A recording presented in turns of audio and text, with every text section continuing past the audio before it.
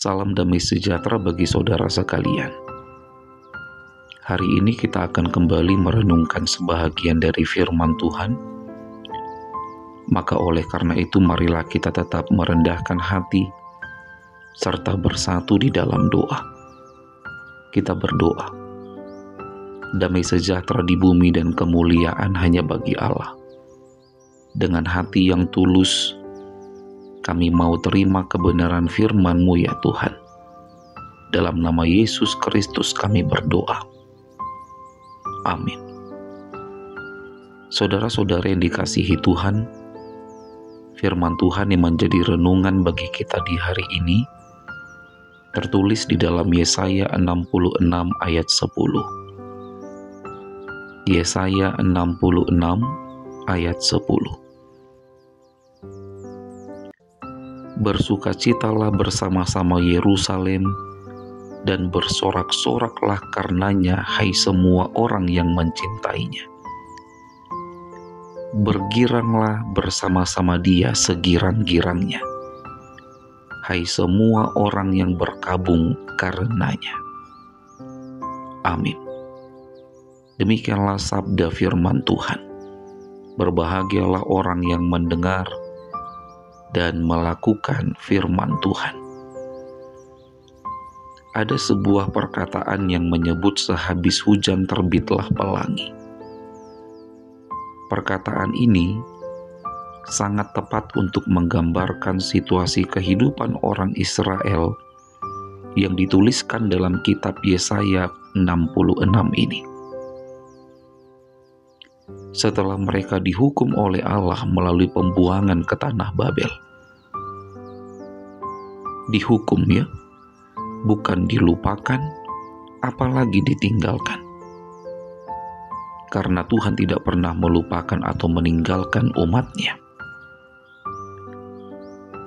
Hukuman itu Allah berikan demi kebaikan orang Israel, serta untuk membuktikan kepada orang Israel bahwa Allah adalah satu-satunya Tuhan yang harus disembah, bukan berhala-berhala Babel yang harus mereka sembah.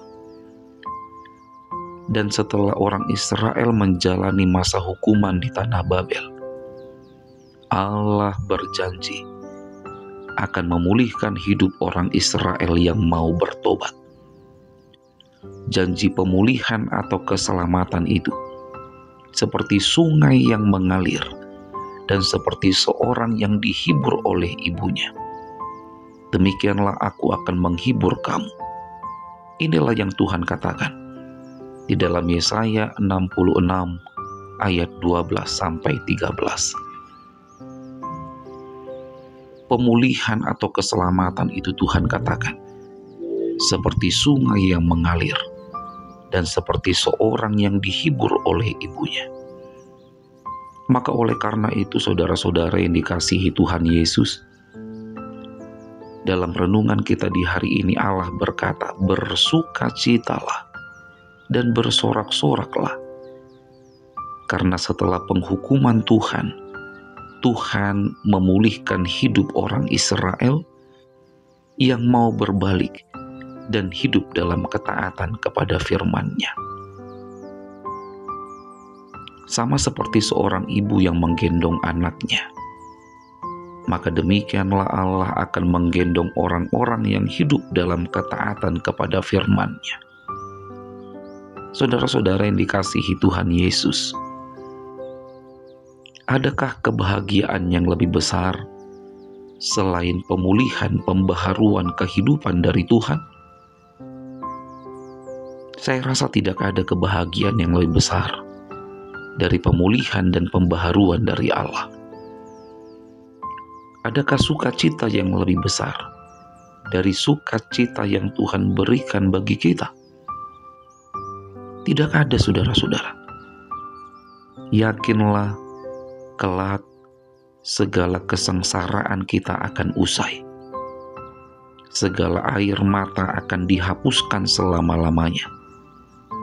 Dan dengan aman kita akan berada di dalam tangan Tuhan selama-lamanya. Kasih setia Tuhan kepada umat-Nya sungguh tidak terhitung dan tidak terbatas. Amin. Selamat beraktivitas, tetap semangat menjalani hidup, dan jangan lupa untuk selalu bahagia. Kita berdoa.